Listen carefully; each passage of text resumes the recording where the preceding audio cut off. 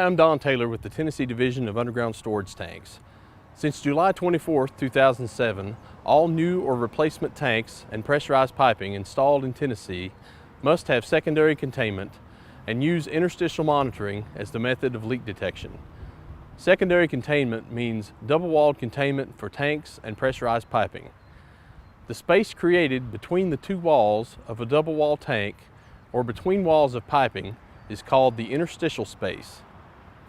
Interstitial monitoring simply means looking for petroleum leaks in the interstitial space between the two walls of a tank or piping. This video will describe secondary containment and two methods of interstitial monitoring.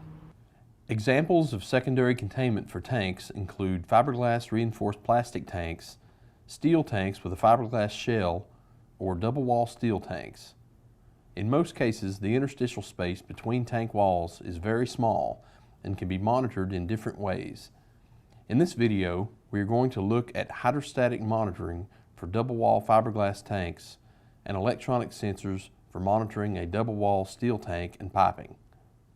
This is the access port for the brine reservoir of a double-walled fiberglass tank. The space between the tank walls is filled with a liquid, which rises all the way into this space at the top of the tank. Inside this reservoir is a small probe with a float which monitors the level of brine. If the movement of the float exceeds a preset limit, a signal is sent to the console which indicates an alarm. The alarm could mean there has been a leak into the interstitial space, or it could mean that there is a problem with the outer wall and brine is leaking out of this closed system. A tank owner must respond to any alarm and determine what caused it. Tank owners should not attempt to service or adjust brine sensors unless they are properly trained to do so by an authorized service technician. Improper adjustment could invalidate your leak detection method. This is a double-wall steel tank which has an access port connected to the outer wall of the tank at the bottom. Inside this access port, there is a sensor which is connected to an automatic tank gauge, which constantly monitors the condition of the dry interstitial space. The sensor will sound an alarm when any liquid is detected.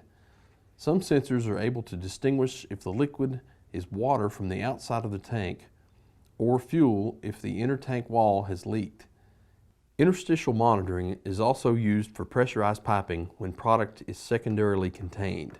As with tanks, the interstitial space can be monitored by vacuum, a liquid, or by electronic sensors. In this video, we will only look at electronic sensors, since that is the most commonly used form of interstitial monitoring for pressurized piping. Pressurized piping can be either double-wall piping or it can be single-wall piping. Interstitial monitoring detects a leak of fuel from the inner piping wall. When there's a leak, product travels through the interstitial space and into a sump where it is contained and can be detected. This is a typical electronic sensor used in sumps to detect liquids. Placement of the sensor is very important. The sensor should be placed in the lowest part of the sump so that any liquid can be detected in the shortest possible time. As you can see, this sensor is not located in the lowest part of the sump, and it could not detect a leak until the sump has collected a considerable amount of liquid. This is not considered proper sensor placement for leak detection, and this sensor should be placed into the proper position. Whenever a liquid is detected in the sump, it sends an alarm to a console which may sound a buzzer or flash an indicator light or both. The alarm should alert an individual that a liquid has been detected in the sump and that some action should be taken. The liquid may be fuel or water, but it is important to know which, since there may be fuel leaking into the sump. Sumps used in interstitial monitoring must be liquid tight, and water collecting in these sumps is often the cause of nuisance alarms. Tank owners must investigate these alarms to determine if the cause of the alarm is water and not fuel. If the tank owner is unable to prevent water from entering sumps, he may wish to consider using a discriminating sensor, which can distinguish between fuel or water. It's important to remember that leaking product in pressurized piping can quickly fill up the interstitial space and flow out of the piping. That's why sensors must be placed at each end of the pressurized piping. One sensor is located at the end of the piping at the tank, and additional sensors are located at each of the dispensers. All new or replacement motor fuel dispensers installed after July 24, 2007 are required to have under dispenser containment. All sensors must be tested annually to make sure they are working properly.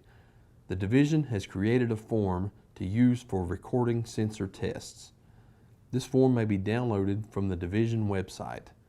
The form is a fillable Adobe document, which means you can enter information such as facility and sensor information one time and save the form on a computer or print it out. The division also requires the last 12 months of piping leak detection records be maintained. So make sure you have those leak detection records when your facility is scheduled for an inspection. The division has forms available on its website for recording results of pressurized line leak detection. Please check the division's website for other helpful videos to help you with underground storage tank compliance. I'm Don Taylor with the Tennessee Division of Underground Storage Tanks.